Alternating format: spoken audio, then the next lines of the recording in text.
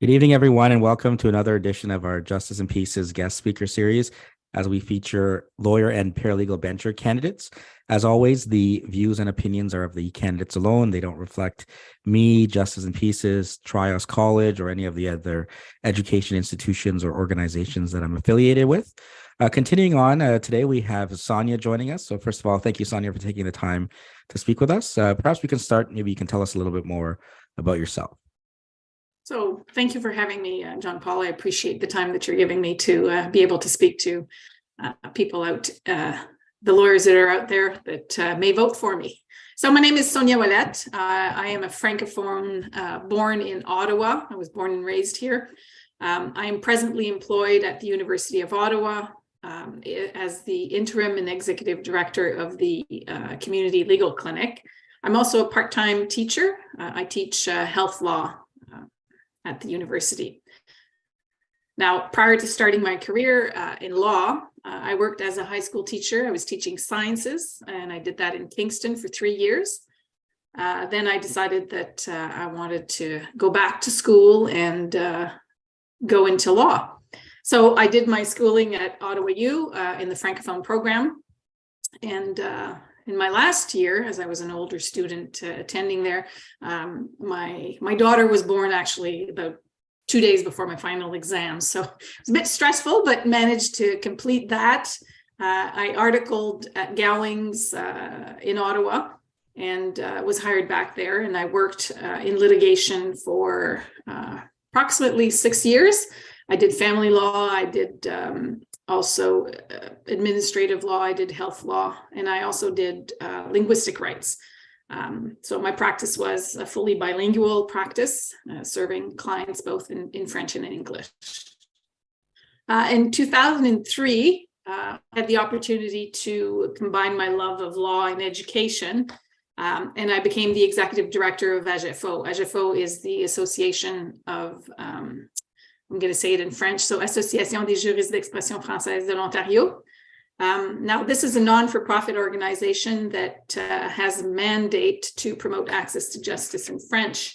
And so through advocacy work, but also through legal education to high school students and to different groups, I did legal education I was there for about 7 years and kind of transformed this association to make it a bit more intuitive to public access and to promoting access to justice, and actually do a lot of advocacy with different government entities to be able to ensure that access to justice in French was part of their priorities.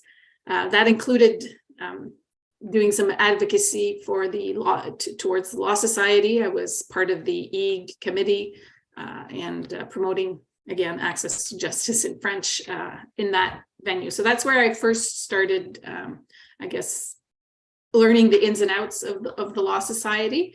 And that's one of the reasons why I'm running as a bencher, because I think I've come I've gotten a few years of experience in other areas, and I'd like to continue, I guess, some work there.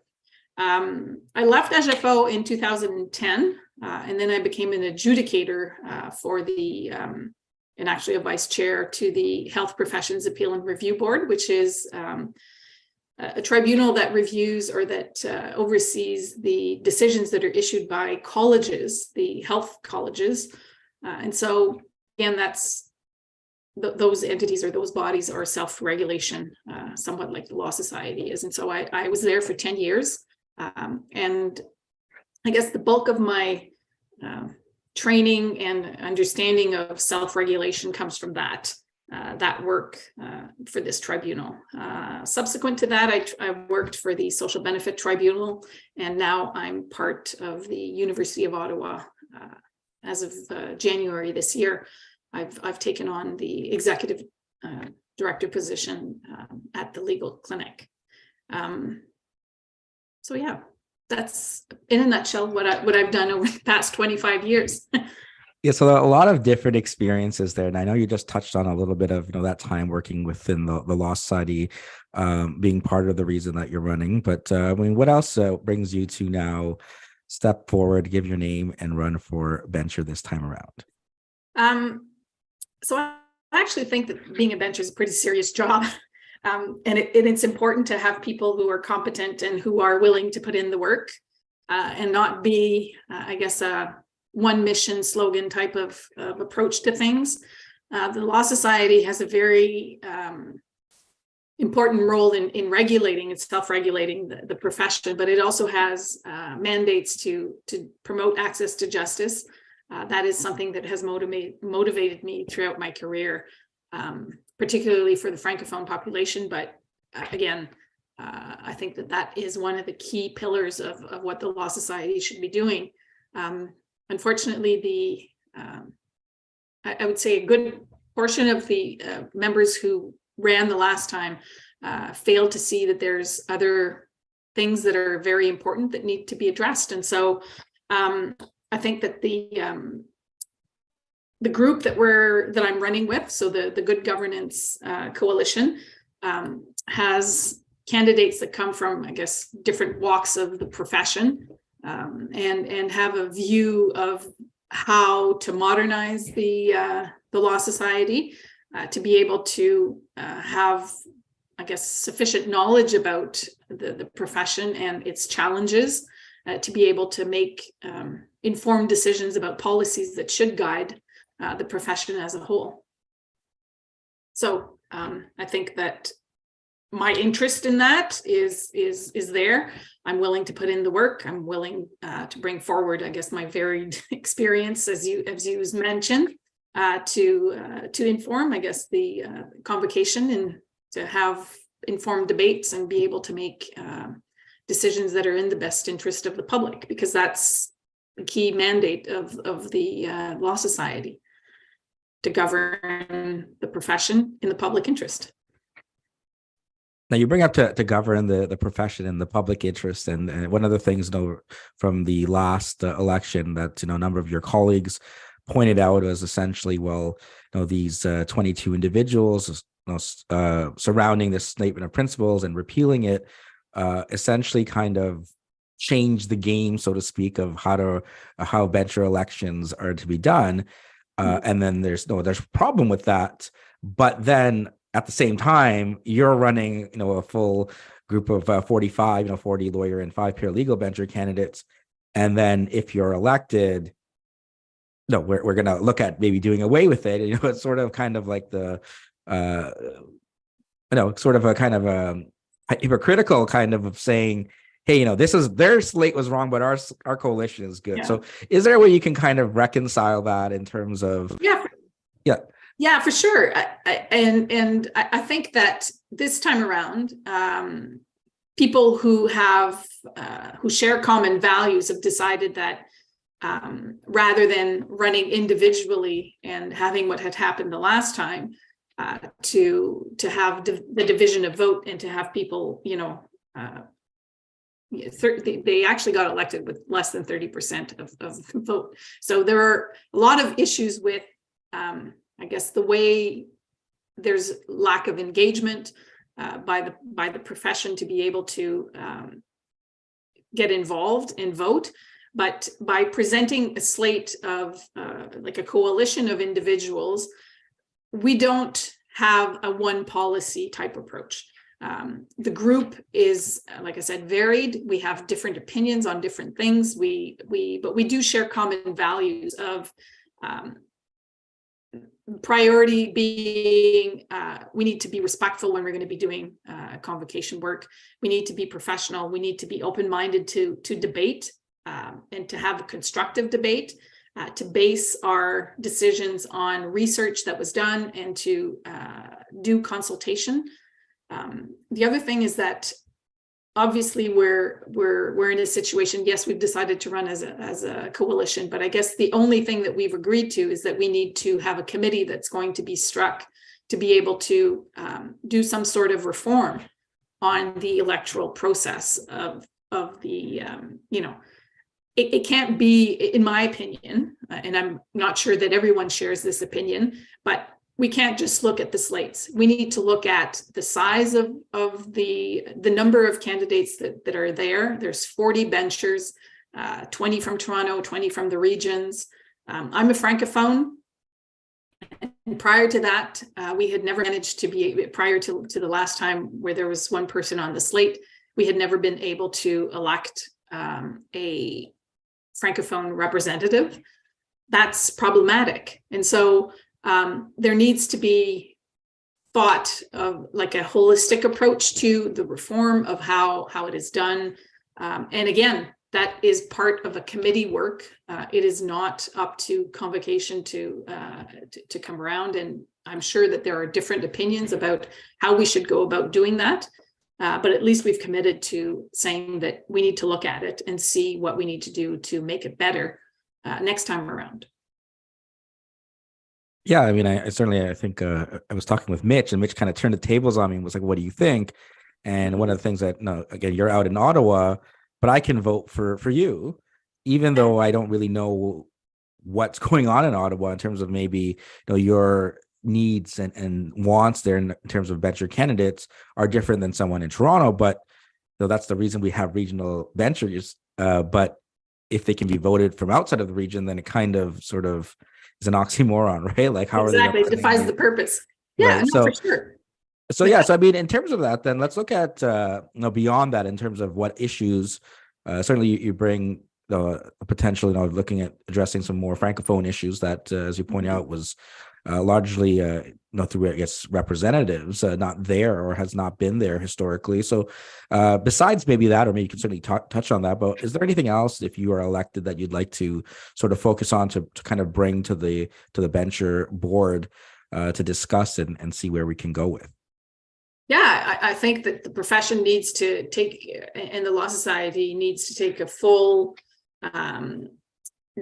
needs to fully grasp what with AI. Like, how is that going to impact our the profession, and how is that going to, the Law Society needs to look at this and determine whether or not it is in the public interest for these types of artificial intelligence programs and things that are being provided or can be provided to the public. How do we regulate this? And I understand that there's a project, a 5-year project that's there. It's called the Sandbox, and they are, the Law Society has already started that. But this is the tip of the iceberg. As a Francophone, I'll let you know that even divorcement, which is something that all lawyers who do family law have access to, is still not available in French. So if we're going to use AI and have that being part of increasing access to justice for everyone, I think the Law Society needs to take into consideration the Francophone perspective of things, right? And so it's not just each venture will bring their own background. The regional aspects of things needs to be put forward by the different ventures. And my contribution to it would be to give that view, that diverse view of what it is to be a minority, linguistic minority, in practicing in Ontario. So there are realities that we have to address that are very different than other groups that are that don't necessarily have a strong voice at the table. So that's one of the things that I'd like to look at. The other thing, so technology needs to be looked at. I think that we need to look at more in depth how access to the profession is being dealt with. So in French, we have a PPD program, and I don't know what the acronym is for in English, but it's a program where articling students don't have access to jobs, to articling positions. But so there's a program that's kind of like an opportunity, like a second path that you can use to have access to getting and writing your exams and being admitted to the bar. So I think the Law Society needs to take a good look at that. I think the PPD is an excellent program. And try and find ways to make it not easier for students to get there, but that they actually have an opportunity to get to being called to the bar. There are economic issues that are coming around the corner, and we need to find ways to make sure that the young students who are in law school now will be able to have and be able to have articling positions, to be able to have access to the profession. So those are things that would be important for me, and issues that I would like to participate in as a bencher. Yeah, so let's continue on then with articling, and I think it's the LPP program in English. Yes, LPP. Thank you for for those that are listening. So yes, I mean, I've heard, certainly teaching paralegal students, it's a different sort of concerns they have with getting their internships, and recently those hours have gone from or to go from 120 to 240 hour minimums. But as articling students, right? I mean, potentially, I mean, there was a whole debate about whether they should be paid even a minimum wage salary. And then there's obviously, well, if that's going to be an additional cost, then maybe more firms that are sort of smaller may not sort of opt that route. And then there's less jobs available. And then, it's sort of a circuitous route. I mean, then part of that is, I mean, the costs to even go through that process after you've paid for 3 years of law school. And it creates more and more barriers, right? So part of that on the other side then is also, what can we do in terms of all of these programs, right? In terms of how is it going to be funded, right? I mean, we have certain items like the compensation fund that cost a lot of money to keep in the coffers there. So with things like that, I mean, I hear from the other side that, hey, we need to cut fees are going up, right? So how do you kind of look at it when you look at the articling? Where do we kind of find the revenue there to sort of deal with that, and how can we do that with all the other things that the Law Society is sort of responsible for as well? So obviously the Law Society needs to be fiscally responsible, and I think that's important. Budgets are debated, fees are debated in committees. Obviously, any bencher will want to, or I've been paying my fees for the past 25 years. They have increased, but if you're looking at dollar for dollar, I think that it's actually at par, the way that the inflation and the value of the dollar. And so they have not increased to the point where you say, well, you're paying double, but it's probably equivalent. Mind you, you do want to be able to be mindful that the cost for attending law school has increased considerably. And so, yes, the law students come to the bar portion of things, and they already have a huge debt load. So for me to think that articling students would not be paid, that for me is inconceivable. I think that would be really an unfortunate way of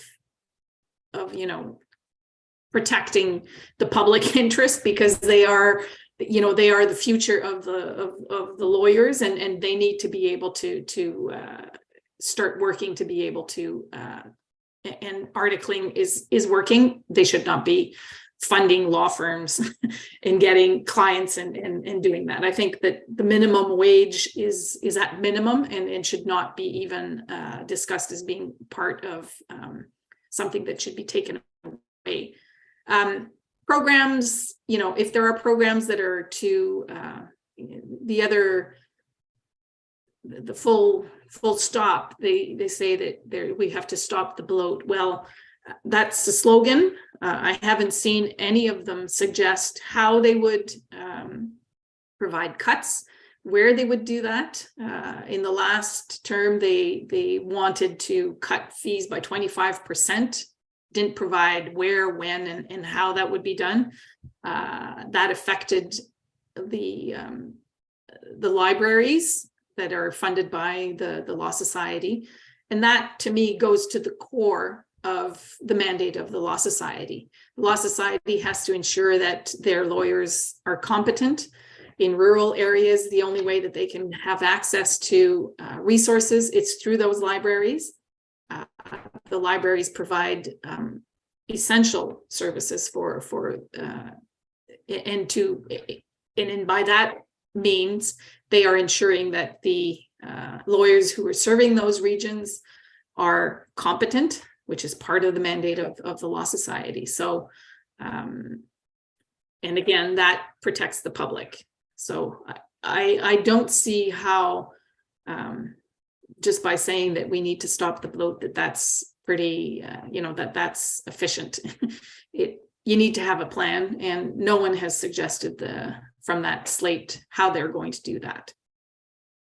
Yeah, so going to sort of that slogan there of stop bloat, stop creep, and stop woke, and you were talking about sort of from the Francophone perspective, right? That getting more diversity there, and again, I mean, the word woke can be interpreted in all sorts of ways. I mean, I'm not sure how everyone is interpreting it in terms of discussion, but why would this why is this messaging potentially, as your colleagues have been saying, dangerous if they're elected? And in terms of that whole concept there, why is it important to make sure that there is voices at the table like the Francophone perspective that, as you mentioned, traditionally haven't really been around at the Law Society? Well, because we're as linguistic minorities, we have a population that we need to serve. The justice system is bilingual, so there are designated areas.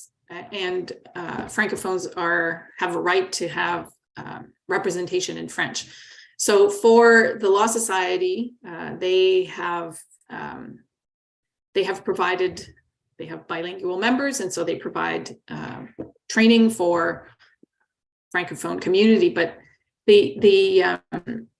it's important to have that diversity because the population that the lawyers serve is diverse. And so to have a better understanding of how things work in the province, you need to have individuals who represent that.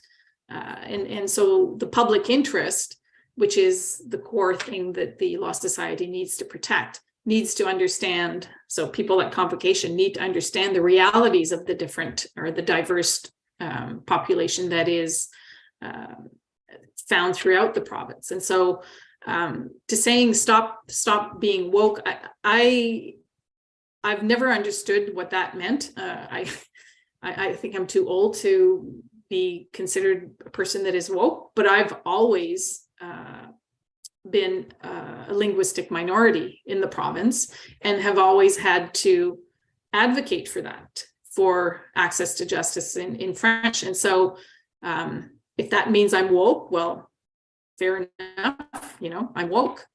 But I think it's important that as a fair society, that you understand that the realities of different people, you can't treat everybody the same way because you don't have access the same way to different services. And so you need to be mindful of that to be able to tailor appropriately services for different communities because they have different needs and they have different challenges. And so if that means being woke, then by all means, I hope that the Law Society will be woke because they are there to protect the public, not just the majority public. They're there to protect all communities that are part of Ontario.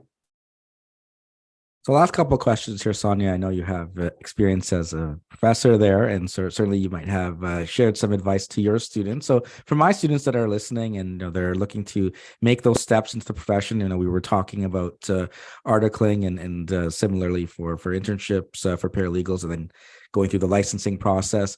Any words of wisdom you can offer them? Actually, yeah, I think that one of the important things is that and it may be a bit counterintuitive, but work is important, but you have to have a balanced life outside of work. And so it's essential that in the long run that you take care of yourself, that you take care of your loved ones and your friends, but find a way to do something that you love. find something that you feel passionate about. And if you're able to combine that passion with work, then, you'll never feel that you're working throughout your day. You'll feel that you're doing things that you are passionate about. But never forget that work is work. It does not define you. If you have challenges sometimes, or if you don't get the position that you want, view it as being an opportunity to learn and to, I've had a varied career, and I've always found ways to be happy about what I do. It's not always been the perfect job, but you learn from everything, and you build on that. So a law career is a long path. It doesn't have to happen instantaneously within the 5 first years of your being called to the bar. So be tenacious. Perfect. So Sonia, thanks so much for taking the time to join us. Last question here. For any of the lawyers that are listening to all the candidate interviews here that have votes, whether within Toronto or outside and the rest of the province, why should they use one of those votes to vote for you, Sonia? Well, I am passionate about making change. And particularly, I understand and I have experience with the regulators, how that should function. And I'm hoping to bring that experience, my interest, and providing the time that is needed to be able to fulfill the responsibilities that are attached to the role of being a bencher. Now, if I'm elected, I will take this role very seriously, and I'll do my research and I'll come prepared to the meetings, but I'll also be open-minded about debate and keeping informed and being, collegial with the individuals that will also be named as bencher and work towards, common goal, which is to protect the public interest. So thank you for your support. Thanks again for joining us, and thanks for everyone for tuning in. Take care. So, thank you, John Paul. Have a good remainder of the day. Bye-bye.